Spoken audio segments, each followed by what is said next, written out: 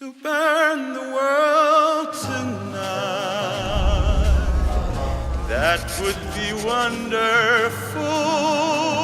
Je voudrais revenir sur un truc qui marche pas, l'angoisse. Ça vous dirait pas d'arrêter de croire qu'il faut forcément faire la gueule pour sauver l'environnement? Parce que vu la taille du chantier, soit on le fait en mode calvaire, et si on s'en sort, ça aura été horrible, Soit on le fait en s'amusant, et si on s'en sort pas, bah au moins on se sera amusé.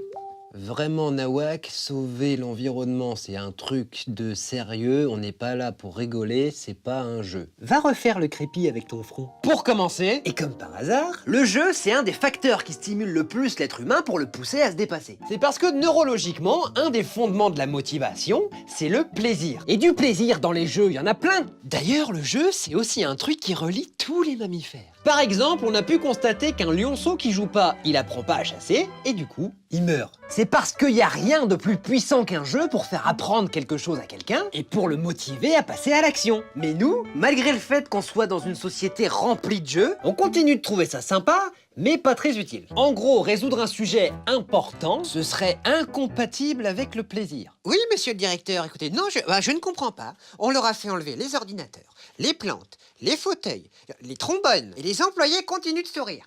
Oui, qu'est-ce qu'on fait? On leur fait enlever les dents? Pourtant, tu vois bien que réussir quelque chose, c'est une forme de satisfaction, non? C'est pas avec un jeu que tu peux résoudre les problèmes de la société. Faut des adultes qui prennent les choses en main. Va jouer à la marelle sur les rails du métro. Premièrement, une des spécificités du jeu, c'est qu'il y a au moins une personne qui pratique. Et pratiquer, par définition, c'est quand quelqu'un fait un truc. Donc comme le souci, c'est que tout le monde a beau connaître les problèmes qu'on a. L'écologie, le réchauffement climatique, la perte de la biodiversité, mais qu'il y a qu'une minorité de gens qui passent vraiment à l'action pour inverser la tendance. Tu crois pas que ce serait pertinent d'utiliser le jeu pour motiver les gens à s'intéresser à des sujets importants? Ça permettrait de faire agir encore plus de gens pour se donner une chance de bâtir un monde meilleur. T'es trop dans l'utopie, personne ne veut faire des jeux qui sauvent le monde parce que c'est déprimant. Tu ferais mieux de faire tes comptes. Peut-être que ton cerveau joue à cache-cache. Pour aller droit au but, il y a un super jeu qui s'appelle Sneaky Cards. Ça, c'était un placement de produit. C'est un jeu qui déchire, qui te propose de te déguiser en ninja et de tenir une carte blanche par... Pardon. Allô? Ah, il n'y a pas de déguisement? Pourquoi il y a un ninja sur la boîte alors? Ouais, si je m'intéresse à ce que je présente dans mes vidéos. Ah, d'accord. C'est des cartes en fait. Ok, en fait, c'est un jeu de cartes qui déchire, qui permet de relever des défis. Et il y a des malins qui ont déjà compris le potentiel, comme le parc naturel régional de l'Avesnois dans le nord de la France, qui a édité sa propre déclinaison du jeu Sneaky Cards et qui va en distribuer 4000 boîtes gratuitement, exprès pour sauvegarder son environnement.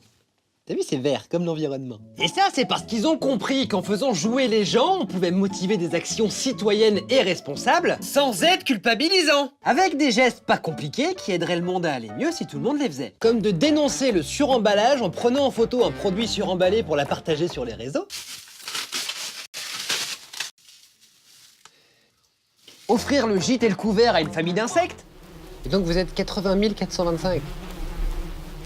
Chérie, va falloir ajouter quelques couverts, hein. Ou faire un câlin à un arbre. Par contre, lui sautez pas dans les bras.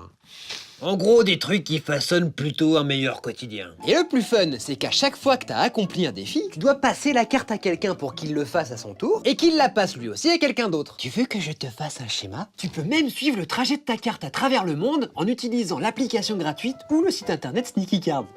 T'es content? Et puisque sauver le monde, c'est pas forcément un truc que t'as envie de faire le samedi soir entre potes, rendre ça le plus fun possible, c'est le meilleur moyen de se donner une chance d'y arriver. Et tout le monde s'en fout. Don't wanna waste my time, for the world is mine.